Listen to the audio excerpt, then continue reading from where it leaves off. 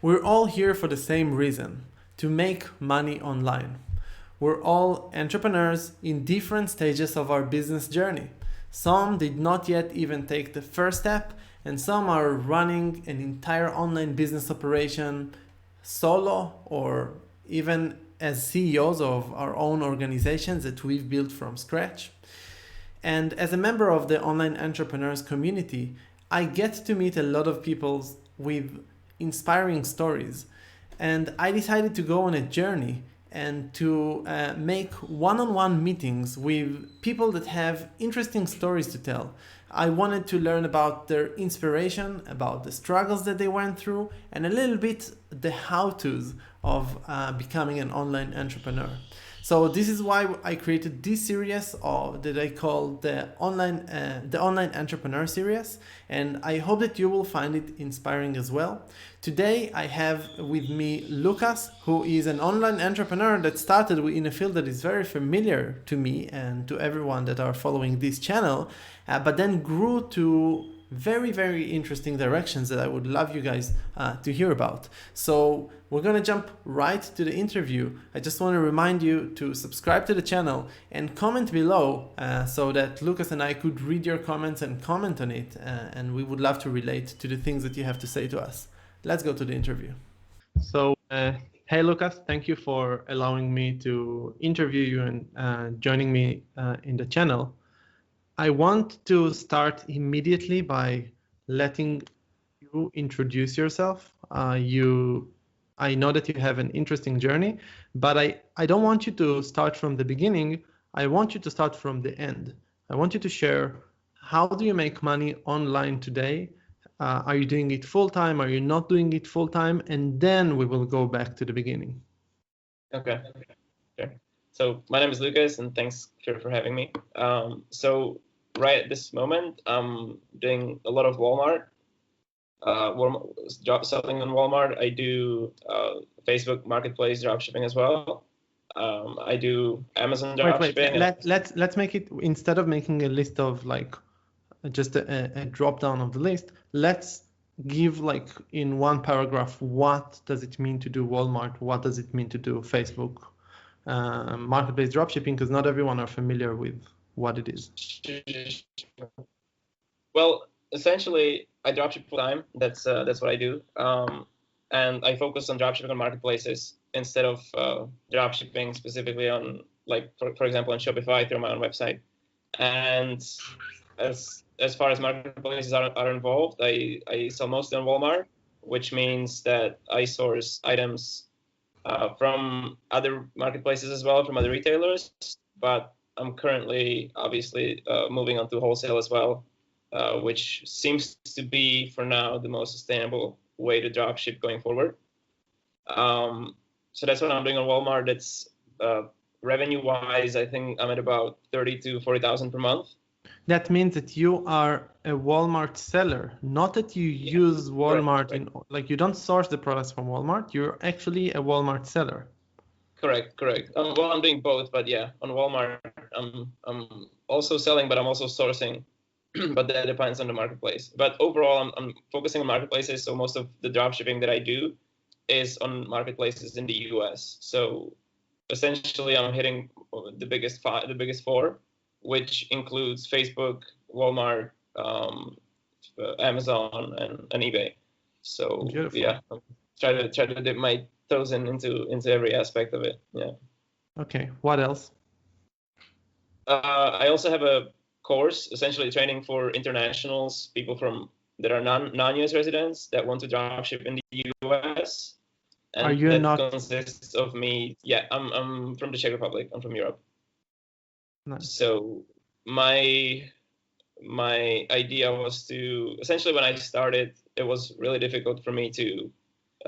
I bought into a course and I realized that I have none of the things that the guru was talking about, which included US credit cards to fulfill orders, collecting points on the back end, collecting cashback. So essentially, back then it was really difficult for me to even connect PayPal to eBay. And so I ended up just trying to, like, walking backward, like re-engineering and how to essentially put myself in a position where I could dropship as well, or put myself on the same level of competitiveness as all the Americans that were in the same dropshipping course as I was. So after I figured all of the parts out, then I made a training about it, which teaches people how to set up their LLC in the US, how to become tax exempt, how to fill all these applications, what kind of responsibilities people have when they have a company in the United States, what does it mean, and so on and so forth. So that is part of what I do as well. And then on top of that, probably in order to promote the course, but not only, it's also another monetization channel, you also started a YouTube channel. Very well. Yeah, very true. Yeah, I started YouTube 1 year ago as a sort of something. I just wanted to talk about e-commerce, not just to my friends and family. So I started a YouTube channel and then actually just started monetizing 2 weeks ago. So that is already bringing in some money as well. So wonderful. Wow. Yeah. So you live full time on your online entrepreneurship activities. 100%. Mm-hmm. That's beautiful. You know, a lot of people are buying into training programs that tells them, hey, like, just you talked about all kind of gurus that are selling courses for thousands of dollars, and they say, like, follow my method, and if you follow my method you will become a full-time online entrepreneur. But actually, and that's true for me as well. I mean, I have a software company, so I manage a relatively big team as well. But you can also be like a one-man show that is an online entrepreneur and make beautiful profits. 100%. I have two friends that I know, two people that they're not in the area of dropshipping, they're in the area of affiliate marketing. They made millions, just two people together. And a lot of times I try to explain to people that it doesn't come from one activity only. Usually, if you want to do it full time, you will have to diverse your activities, and the activities will also change over time because of things become more trendy, things become less trendy. You have to keep up with all of those things. What is your take on that?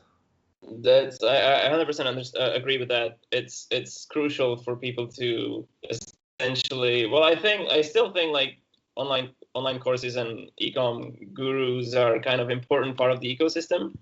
They certainly play a role.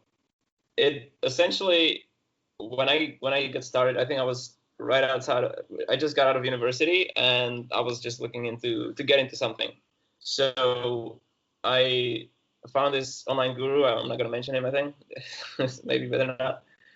And I paid quite a bit of money for that. And then I found out that I'm actually whatever. If I follow the course, I just can't follow it because I'm not American and it does not apply to me. Before you're jumping very quickly. I want to talk about your origin story from the beginning of it. Before you're starting to take the course, let's go back to where you're at in your life and what lures you to even think about making money online and not going the traditional route of, I know you studied in university. A lot of people that study in university, when they graduate, they go to look for a job. They're not even interested in becoming online entrepreneurs. What did you study, and what happened in your life at the time that pushed you to say, I want to try to become an entrepreneur? Right. Well, that's an interesting question for sure. I was actually, so I'm from the Czech Republic, and my university was based in Denmark. So I was essentially outside of, when I got out of high school, I moved to Denmark, and I had perhaps high expectations for the university because the Danish educational system has a very good reputation around the world. And then I got there and I was very disappointed with the level of my classmates, with the level of professors, the stuff that was being taught. Overall, I think it had its upsides for sure, but my feeling was like I was disappointed. I didn't want to stay in Denmark. So how did it feel like? A lot of people are describing it as not practical.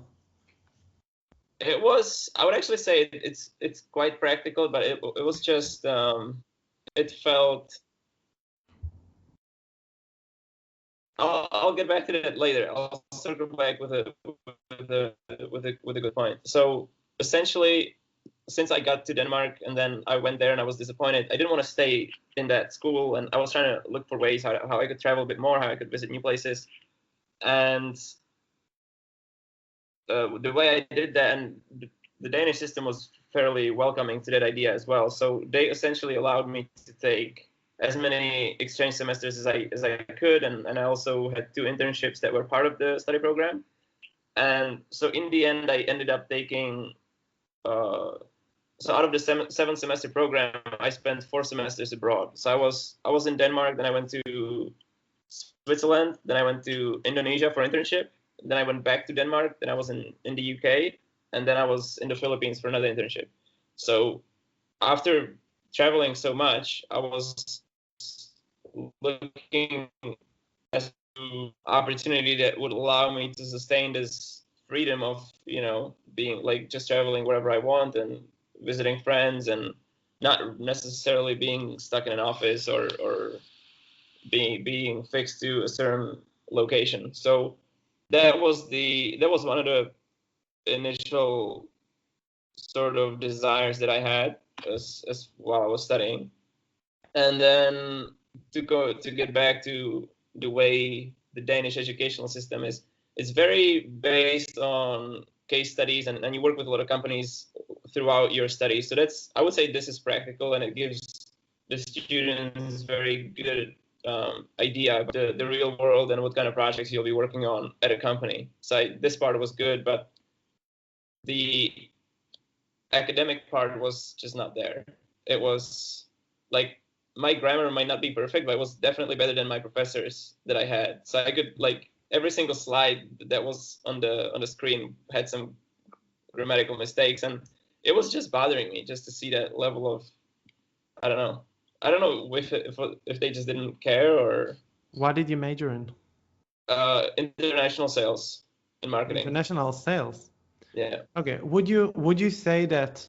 So you say that you had, sorry, you had some practical experience or practical knowledge from school, but you decided to go into dropshipping on the first day that you started dropshipping, and we're gonna talk soon about you started from eBay dropshipping. I already know that, but we're gonna give that story as well.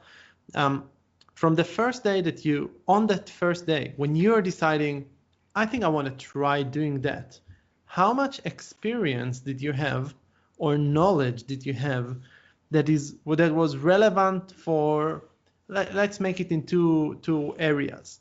One kind of knowledge is like for the day-to-day. So what could you do? And don't only relate to that, relate also to maybe like digital marketing in general and not specifically eBay dropshipping. And how much knowledge did you feel that you have in terms of understanding strategically where do you want to go? How does the e-commerce world works? Mm-hmm.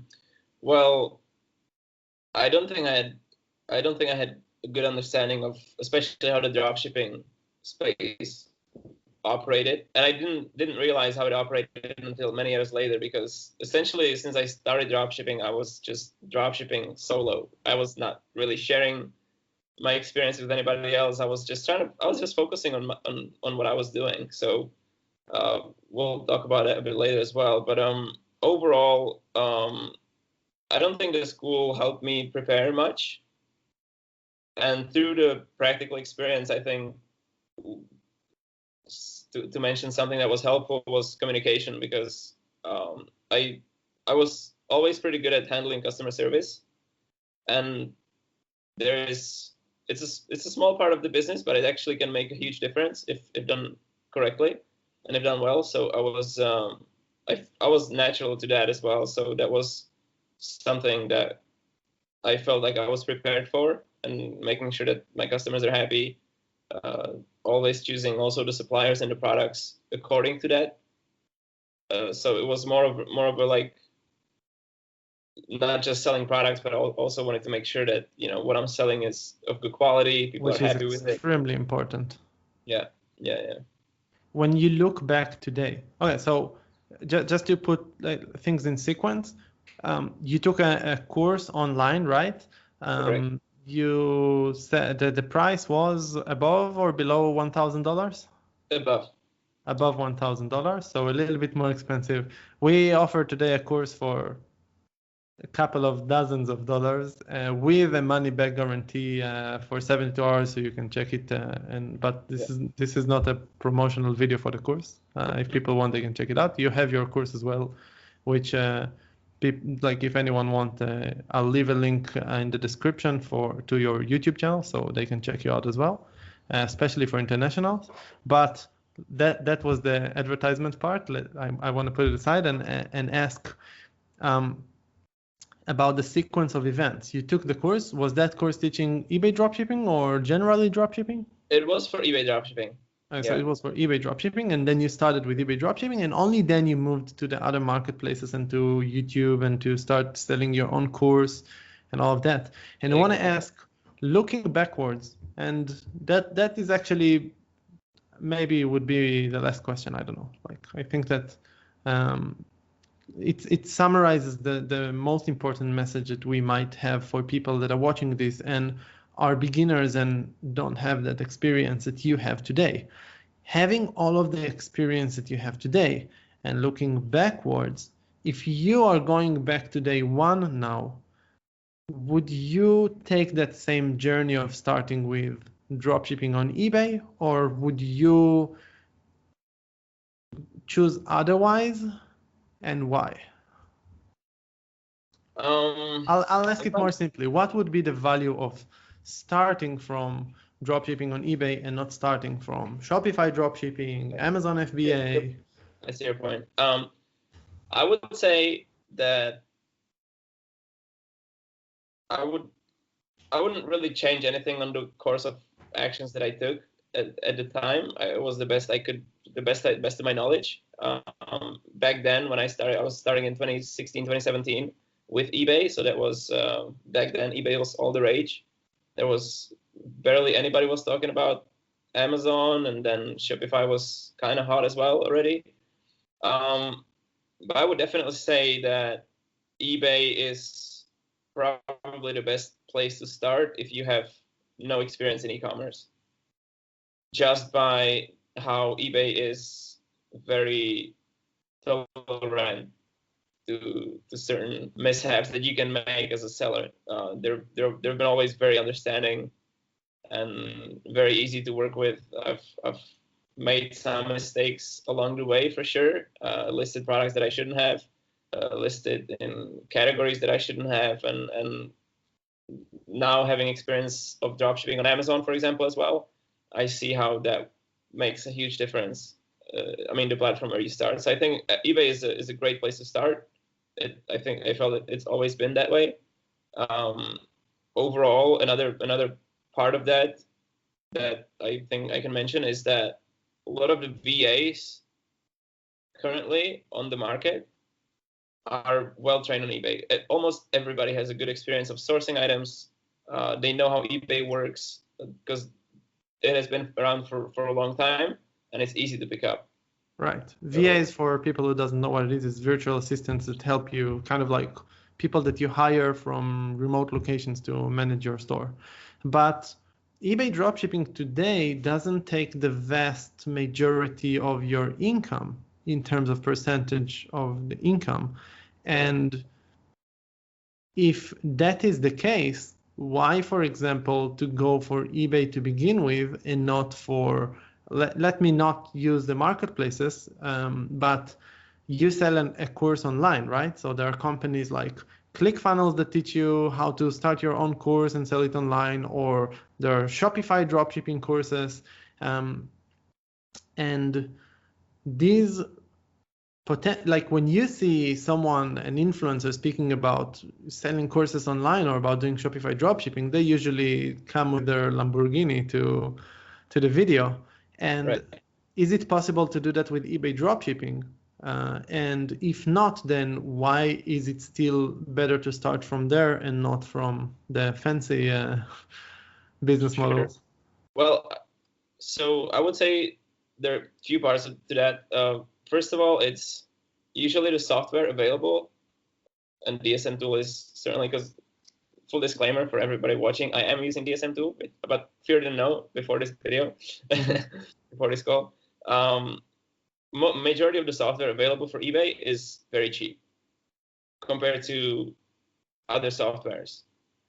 Even especially if you go into Shopify and you want proper metrics, measurements, it just goes into the hundreds of dollars, no questions asked. Like that's just part of the business. So I feel like the overhead is very low, and because of that, being profitable is. What about advertising? Exactly, that's the biggest cost. Yeah.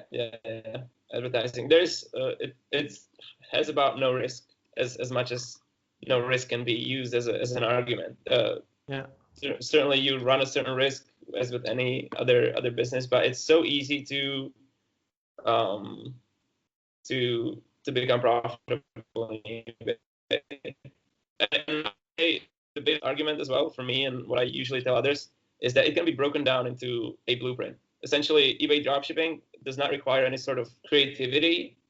I can write a process that if you follow, you're gonna become profitable. You're gonna buy a Lamborghini, but maybe if you reinvest and then invest in crypto, you might. I'm not a big fan of crypto, but yeah. Right. No, it's it's the most stable income I've created in my life. And I was telling Fear before this call as well. I currently run 2 eBay accounts, and I did not upload any new products on them for about a year. And even before, essentially, I assigned a VA to source, I believe, 600 items total on each account. And that was year and a half ago. And I'm consistently getting the same amount of sales every single month. So I did not, the only thing I do, and it's not even me doing it personally, is processing orders and customer service. And because I have other marketplaces that sell higher volume and are actually, where I'm putting my focus on, I can easily just ask my VAs to process orders for eBay as well, because there's not many orders coming in, but there are always orders coming in. There's not a lot of customer service, so it can be, I can shuffle the workforce very easily with eBay, and it's such a reliable source of income. I personally say to people that being active on eBay is far better, but I do understand that when you have managed to start selling on Walmart and you just can't compare the volume, it's so much harder to become a seller on Walmart, like 100 times harder to become a seller on Walmart, and you do need a lot of experience before you get started with it. But if you are doing that and you make 90% of your sales there, and in terms of time management, you can't invest anymore in your eBay account, then that's a perfectly fine strategy. But if you're only selling on eBay and you're hearing this, don't stop after you found 600 items. You continuously need to update your inventory with the most up-to-date products in order to generate as many sales as possible. I think that's a good point. And I was always people that in 2017 when I started, I was listing every single day, and I would always take down the listings that weren't selling, replace them with new ones, and that was part of what I did about daily. Then I think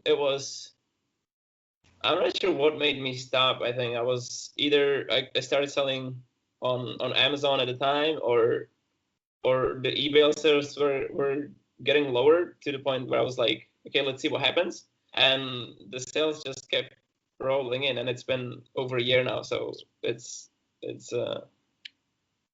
but I might actually maybe add new items. Let's see if maybe I'll convince you after this talk. Wonderful. Sure. Okay, I think that we're at the end of our time, because I like to keep these talks digestible for people and not to go too long. So maybe we'll do a follow-up on that. Let's see how things are going with your businesses and what new online ventures you are going into. Lukas, I want to really thank you, not just for coming to this channel, but mostly for sharing with people honest review of your journey and an honest perspective that is not based on what we usually see in advertisements.